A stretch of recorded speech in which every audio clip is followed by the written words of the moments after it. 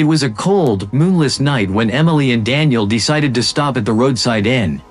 They had been driving for hours, their car winding through desolate backroads, the kind of roads that seemed to stretch endlessly into the void. The inn loomed ahead, its sign flickering weakly, Blackthorn Lodge, Vacancy. It was Friday the 13th, a date Emily had always found unsettling, but Daniel had laughed it off.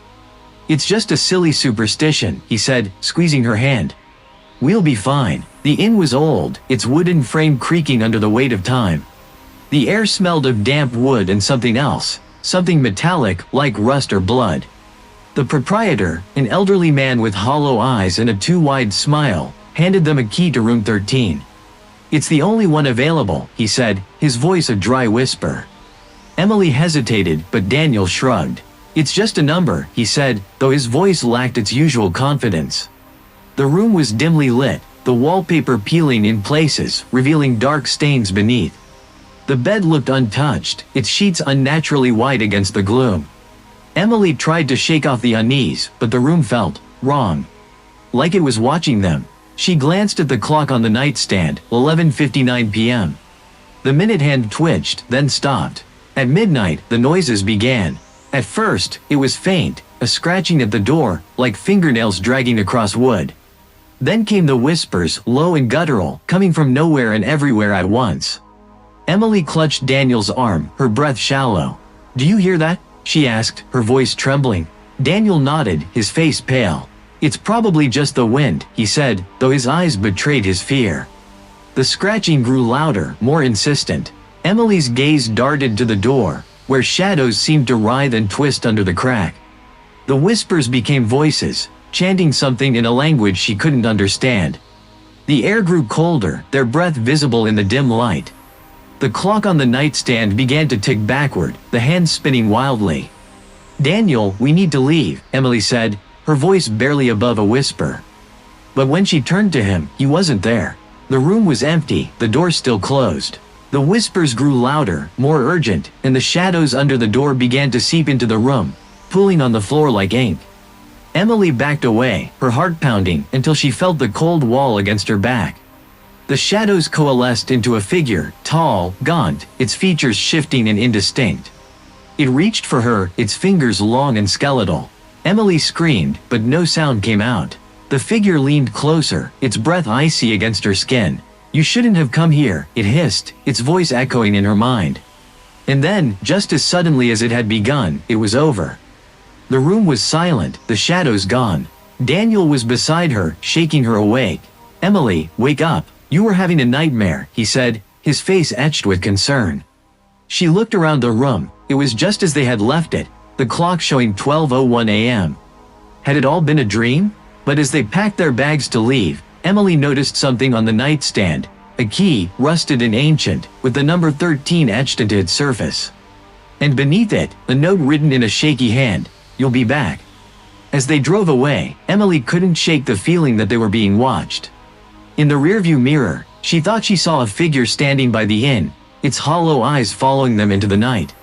She knew, deep down, that this wasn't over. The Blackthorn Lodge had claimed them, and it was only a matter of time before it called them back. Weeks passed, and Emily tried to push the memory of that night to the back of her mind.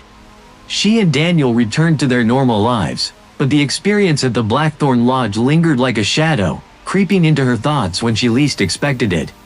The rusted key with the number 13 etched into it sat in a drawer in their apartment, untouched but never forgotten. Every time she opened that drawer, a cold shiver ran down her spine.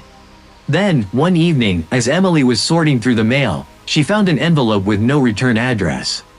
Her hands trembled as she opened it. Inside was a single sheet of paper, the same shaky handwriting she had seen at the inn. "You left something behind. Come back, room 13 is waiting." Daniel dismissed it as a prank, but Emily couldn't shake the feeling that it was real.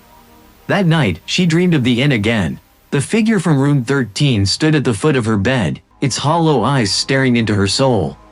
"You belong here," it whispered, its voice echoing in her mind.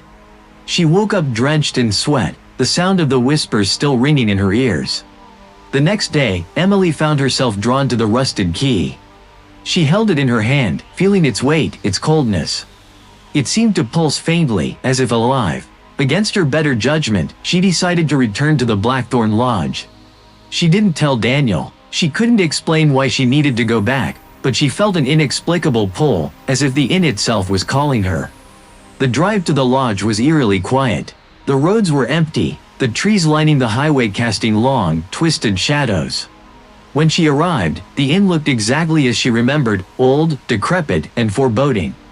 The sign still flickered weakly, Blackthorn Lodge, Vacancy. The proprietor was waiting for her at the door, his too wide smile stretching across his face. "I knew you'd come back," he said, his voice a dry rasp. He handed her the key to room 13 without another word. The room was just as she remembered, dimly lit, the wallpaper peeling, the air thick with the scent of damp wood and something metallic. The clock on the nightstand showed 11:59 p.m. Emily sat on the edge of the bed, clutching the rusted key, her heart pounding in her chest. At midnight, the whispers began again. They were louder this time, more insistent. The shadows under the door writhed and twisted, seeping into the room like a living thing. Emily tried to stand, but her legs wouldn't obey. The figure from her dreams materialized before her, its gaunt form towering over her. "You shouldn't have left," it hissed, its voice echoing in her mind.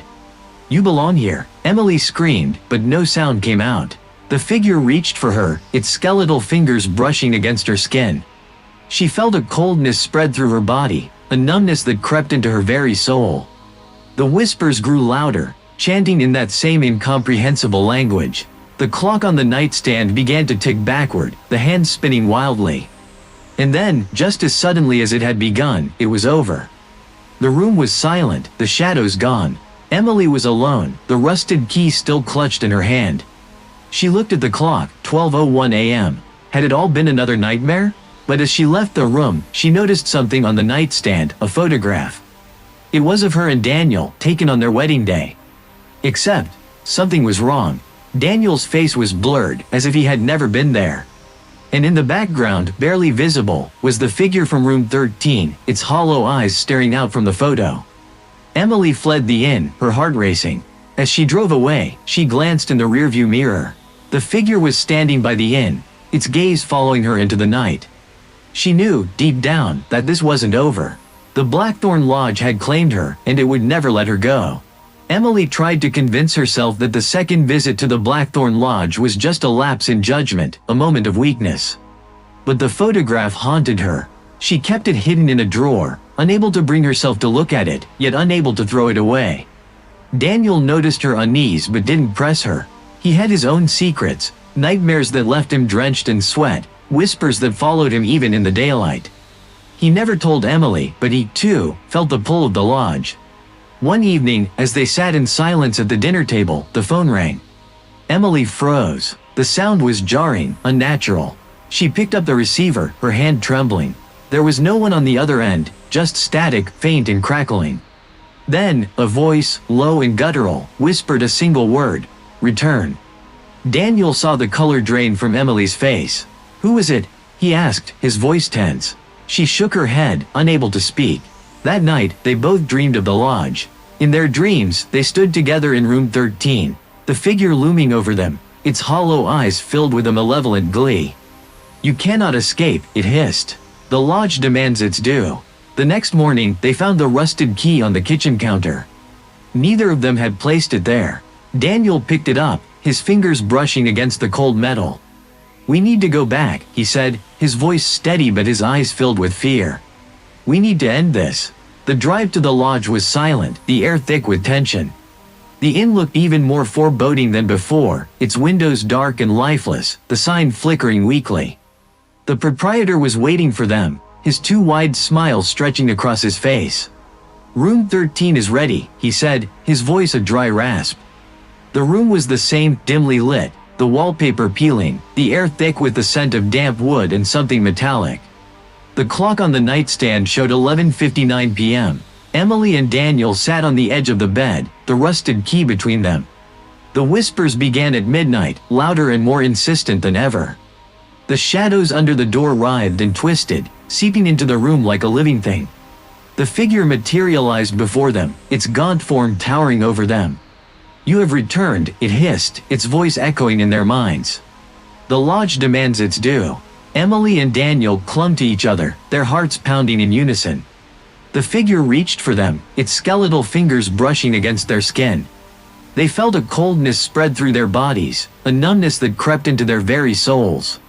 The whispers grew louder, chanting in that same incomprehensible language. The clock on the nightstand began to tick backward, the hands spinning wildly. And then, just as suddenly as it had begun, it was over. The room was silent, the shadows gone. Emily and Daniel were alone, the rusted key still clutched in Emily's hand. They looked at the clock, 12:01 a.m. Had it all been another nightmare? But as they left the room, they noticed something on the nightstand, a photograph. It was of them, taken on their wedding day. Except, something was wrong. Their faces were blurred, as if they had never been there. And in the background, barely visible, was the figure from room 13, its hollow eyes staring out from the photo. They fled the inn, their hearts racing. As they drove away, they glanced in the rearview mirror. The figure was standing by the inn, its gaze following them into the night. They knew, deep down, that this wasn't over. The Blackthorn Lodge had claimed them, and it would never let them go. Emily and Daniel knew they couldn't keep running. The Blackthorn Lodge had become a part of them, its curse seeping into their lives like a poison. The nightmares grew worse, the whispers louder, and the figure from room 13 began to appear even in their waking hours. It was always there, lurking in the corners of their vision, its hollow eyes watching, waiting.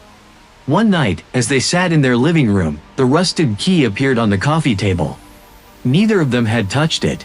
It simply materialized, as if the lodge itself had delivered it. Emily picked it up, her fingers trembling. "We have to go back," she said, her voice barely above a whisper. "We have to end this, once and for all." Daniel nodded, his face pale but determined. They packed a few essentials, flashlights, a knife, and a journal Emily had started keeping to document their experiences. They didn't know what they would face, but they knew they couldn't ignore the call any longer. The drive to the lodge was eerily quiet, the roads empty and the trees casting long, twisted shadows. When they arrived, the inn looked more foreboding than ever. The sign flickered weakly, "Blackthorn Lodge, Vacancy." The proprietor was waiting for them at the door, his too wide smile stretching across his face. "Room 13 is ready," he said, his voice a dry rasp. The room was the same, dimly lit, the wallpaper peeling, the air thick with the scent of damp wood and something metallic. The clock on the nightstand showed 11:59 p.m. Emily and Daniel sat on the edge of the bed, the rusted key between them. The whispers began at midnight, louder and more insistent than ever. The shadows under the door writhed and twisted, seeping into the room like a living thing. The figure materialized before them, its gaunt form towering over them. "You have returned," it hissed, its voice echoing in their minds. "The lodge demands its due."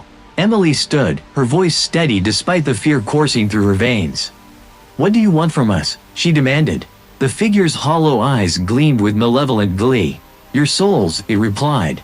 "The lodge feeds on them. It always has." Daniel stepped forward, his fists clenched. "We're not giving you anything," he said, his voice firm. The figure laughed, a sound that sent shivers down their spines. "You have no choice," it said. "You belong to the lodge now." Emily glanced at the clock, 11:59 p.m. The hands began to spin backward, the whispers growing louder. She realized then that the key was the key, not just to room 13, but to breaking the curse. She clutched it tightly, feeling its coldness seep into her skin. "Daniel," she said, her voice urgent, "we have to destroy the key. It's the only way." Daniel nodded, understanding. They grabbed the knife from their bag and placed the key on the nightstand. With a swift motion, Daniel brought the knife down, striking the key with all his strength. It shattered into pieces, the sound echoing through the room. The figure let out a deafening scream, its form dissolving into shadows. The whispers grew frantic, then faded into silence. The clock stopped, the hands frozen at 12 a.m. The room was still, the air clear. Emily and Daniel looked at each other, their hearts pounding. "Is it over?" Daniel asked, his voice barely above a whisper. Emily nodded, though she wasn't entirely sure. They left the room, the inn, and the curse behind. As they drove away, they glanced in the rearview mirror. The Blackthorn Lodge was gone, replaced by an empty field. But as they returned to their normal lives, they couldn't shake the feeling that something was still watching them. The figure from room 13 was gone, but the lodge's curse had left its mark. They knew they would never be entirely free.